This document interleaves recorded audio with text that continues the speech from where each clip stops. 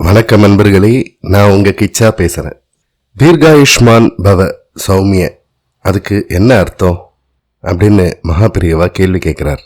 மேலோட்டமா பதில் சொன்னா சிரோன்மணி பட்டம் பெற்ற பண்டிதர்கள் அப்புறம் ஒரு 4-5 வித்வான்களும் அவளுக்கு மகாபிரியவா அற்புதமா ஒரு விளக்கத்தை சொல்றார்.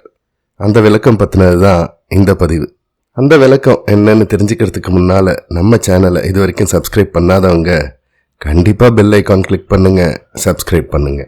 ஒரு நாள் மகாபிரியவாளை தரிசனம் செய்ய சிரோன்மணி பட்டம் பெற்ற சில பண்டிதர்களும் 4-5 வித்வான்களும் வந்திருந்தார்கள். மகாபிரியவா சாஸ்திர விஷயங்களை அவர்களுடன் சம்பாஷித்து கொண்டிருந்த போது பேச்சுவாக்கில், இங்க வரவாலாம் நமஸ்காரம் பண்ணுனா நான் திரும்பி நாராயண நாராயண அப்படின்னு சொல்லி ஆசீர்வாதம் பண்றேன். நான் சந்நியாசி, ஆனா சம்சாரிகள் நீங்கள்லாம் என்ன சொல்லி ஆசீர்வாதம் பண்ணுவேல் அப்படின்னு கேட்டார்.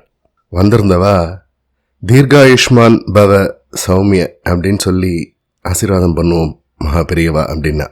சரி, அதுக்கு என்ன அர்த்தம் அப்படின்னு கேட்டார் மகாபிரியவா. ரொம்ப நாள் தீர்க்கமான ஆயுசோட சௌக்கியமா இருன்னு அர்த்தம். அங்கிருந்த எல்லா வித்வான்கள் கிட்டையும் வரிசையா கேட்டார் மகாபிரியவா. அதே அர்த்தம்தான் அப்படின்னு எல்லாரும் ஆமோதித்தா. மகாபிரியவா கொஞ்ச நேரம் மௌனமா இருந்துட்டு ஒரு அழகான புன்னகையோட, நீங்க அத்தனை பேரும் சொன்ன அர்த்தம் தப்பு அப்படின்னார். பண்டிதர்களுக்கெல்லாம் தூக்கி வாரி போட்டுருது. அது எப்படி? ஏதோ கொஞ்சமாக சமஸ்கிருதம் தெரிஞ்சவா கூட இதுக்கு அர்த்தம் சொல்லிடுவா இல்லையா? அவ்வளவு சுலபமான சொல், அது எப்படி தப்பாகும் அப்படின்னு அவளுக்கெல்லாம் புரியவே இல்லை. மகாபிரியவா, நானே சொல்லட்டா அப்படின்னு சொல்ல, அங்க இருந்தவா எல்லாரும் மகாபிரியவா தான் எங்களுக்கு சொல்லணும் அப்படின்னு ஆமோதித்தா. எல்லாரும் காதை தீட்டிண்டா. மகாபிரியவா விளக்கம் சொல்ல ஆரம்பிச்சார். 27 யோகங்கள்ல ஒரு யோகத்தோட பேரு ஆயுஷ்மான்.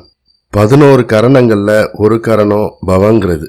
வார நாட்கள்ல சௌமியவாசரன்றது புதன்கிழமை. இந்த 3, அதாவது புதன்கிழமையில ஆயுஷ்மான் யோகமும் பவ கரணமும் சேர்ந்து வந்தாக்கா அந்த நாள் ரொம்ப ஸ்லாக்கியமா சொல்லப்பட்டிருக்கு. அதனால ஆயுஷ்மான் பவ சௌமியன்னு இந்த 3 கூடி வந்தா என்னென்ன நல்ல பலன்கள் கிடைக்குமோ அதெல்லாம் உனக்கு கிடைக்கட்டும் அப்படின்னு ஆசீர்வாதம் பண்றா அப்படின்னு அர்த்தம் அப்படின்னு சொன்னார் மகாபிரியவா. அத்தனை வித்வான்களும் ஒரே நேரத்தில் தண்டம் போல் மகாபிரியவா சரணத்தில் விழுந்தனர். 4-5 சிரோன்மணிகள், 5-6 வித்யாவாசஸ்பதிகள் இவெல்லாம் இருந்தும் கிளிப்பிள்ளை மாதிரி சொல்லிட்டு இருந்த இத்தனை எளிய வாழ்த்துக்கு இவ்வளோ ஆழ்ந்த அர்த்தத்தை காட்டி கொடுத்த அந்த ஞானமேருவின் முன் ஆத்ம சமர்ப்பணம் பண்ணுவதை விட வேற என்ன செய்ய முடியும்? இதைத்தான் தமிழில் பொன் கிடைத்தாலும் புதன் கிடைக்காது என்று சொல்வார்களோ.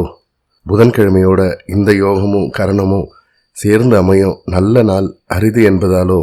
சிரோன்மணிகளுக்கென ஒரு வகை பாடம், செல்ல பிள்ளைகளுக்கு வேறு மாதிரியான பாடம் நடத்தினார்கள் நம் மகாமாதா.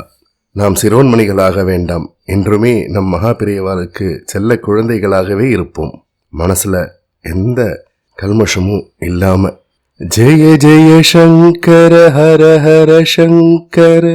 இந்த பதிவு உங்களுக்கு பிடிச்சிருந்தா லைக் பண்ணுங்க, ஷேர் பண்ணுங்க, கமெண்ட் பண்ணுங்க. மறக்காம பெல் ஐகான் கிளிக் பண்ணுங்க, சப்ஸ்கிரைப் பண்ணுங்க. நன்றி அன்பர்களே.